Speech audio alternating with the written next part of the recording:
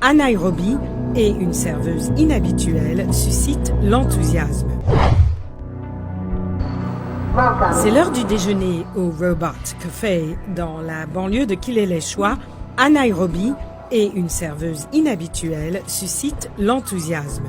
Thank you, Nadia. Nadia est l'un des 3 robots serveurs incorporés ici pour améliorer la prestation de service.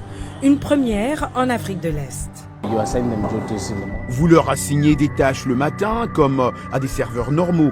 Vous leur dites à quelle table un robot particulier est censé se rendre et ce qu'il est censé y faire. Car par exemple, il ne se contente pas de servir, il chante des anniversaires. Par exemple, si vous réservez une table et que vous faites votre anniversaire, le robot vous livrera votre gâteau avec le message et tout le reste. Et vous chantera aussi un joyeux anniversaire sur fond de serveuse. L'utilisation de la technologie robotique dans le secteur de la restauration n'est pas nouvelle.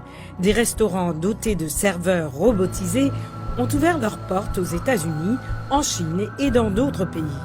Mais le concept est nouveau en Afrique. Depuis son ouverture à Nairobi il y a 2 mois, le personnel du Robot Café affirme que l'accueil est bon, les robots étant l'attraction de clients comme Birouk Abetu, qui est ici aujourd'hui avec sa famille pour le déjeuner. J'étais très heureux de montrer cela à mes enfants en Afrique, dans notre propre jardin. Alors oui, c'était très bien. On peut voir que ça a besoin d'un peu de développement, mais c'est vraiment sympa la façon dont les robots prennent la nourriture, ils viennent et vous servent.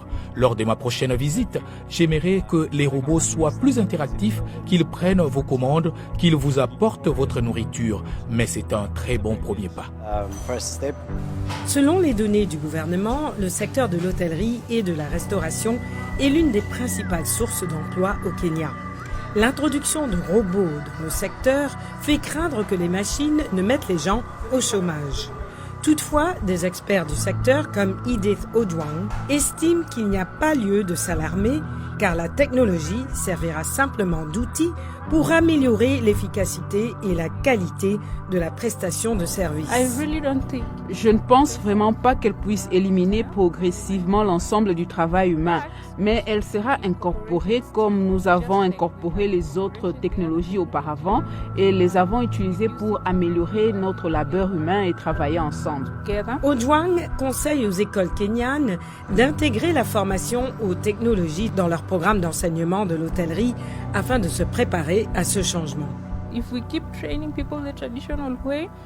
Si nous continuons à former les gens de manière traditionnelle et qu'au moment où ils entrent dans l'industrie, la technologie a déjà progressé d'un cran, cela devient déjà effrayant pour eux et il leur est difficile de l'adopter.